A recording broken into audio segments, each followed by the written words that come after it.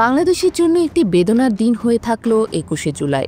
এদিন ঢাকার উত্তরার মাইলস্টোন স্কুল অ্যান্ড কলেজে বাংলাদেশ বিমান বাহিনীর একটি চীন নির্মিত F-7 BGI প্রশিক্ষণ জেট বিধ্বস্ত হয়।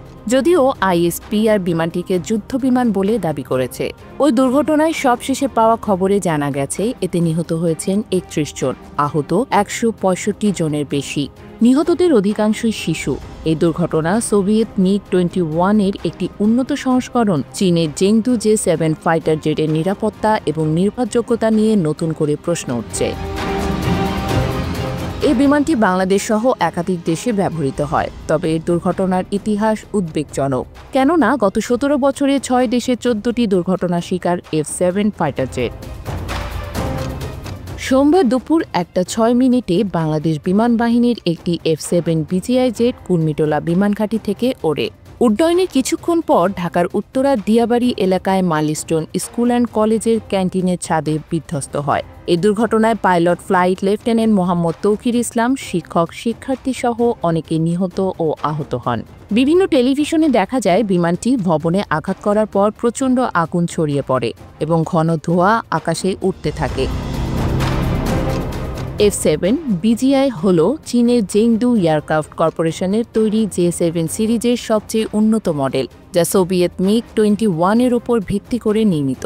১৯৬১ সালে চীন ও সোভিয়েত ইউনিয়নের মধ্যে MiG-21 উৎপাদনের চুক্তি সই হয়, কিন্তু চীনো-সোভিয়েত সম্পর্কের অবনতির পর চীন MiG-21 রিভার্স ইঞ্জিনিয়ার করে J-7 বা F-7 তৈরি করে। এই বিমানটিকে প্রায়ই গ্র্যান্ডপা ফাইটার জেট বলা হয়। ১৯৬৫ থেকে ২০১৩ সাল পর্যন্ত উৎপাদিত বিমানটি Bangladesh, Pakistan, Iran, Myanmar, Nigeria, উত্তর কোরিয়া এবং জিম্বাবুয়ের মতো দেশে ব্যবহৃত হয়। এই বিমানটি প্রশিক্ষণ এবং হালকা যুদ্ধ মিশনের জন্য ব্যবহৃত হয়, তবে এর পুরনো ডিজাইন এবং উচ্চ দুর্ঘটনার হার নিয়ে দুর্নাম রয়েছে। দুর্ঘটনার যে কারণগুলো শনাক্ত হয়েছে তার মধ্যে রয়েছে ইজেকশন ত্রুটি, ইঞ্জিন বিকল, জ্বালানি ট্যাঙ্কে আগুন, কুয়াশা, প্রশিক্ষণ সংক্রান্ত টেক অফ ব্যর্থতা এবং ৬টি কারণ অজ্ঞাত।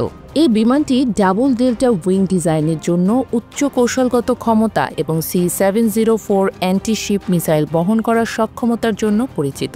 তবে এই পুরনো এয়ারফ্রেম, আধুনিক ফ্লাইট কন্ট্রোল সিস্টেমের অভাব এবং সংকীর্ণ নিরাপত্তা মার্জিন এটিকে ঝুঁকিপূর্ণ করে তুলেছে। গত মাসে মিয়ানমারে একটি J-7 বিমান বিধ্বস্ত হয়ে ৪ জন নিহত হয় এবং ২০২২ সালে চীনের জিয়াংইয়াংয়ে একটি J-7 আবাসিক ভবনে বিধ্বস্ত হয়। এই ঘটনাগুলো চীন নির্মিত সামরিক সরঞ্জামের গুণগত মান নিয়ে প্রশ্ন তুলছে। এই মর্মান্তিক দুর্ঘটনা বাংলাদেশের বিমান বাহিনীর জন্য একটি বড় ধাক্কা এবং চীন নির্মিত F-7 জেটের নিরাপত্তা নিয়ে গুরুতর প্রশ্ন তুলেছে।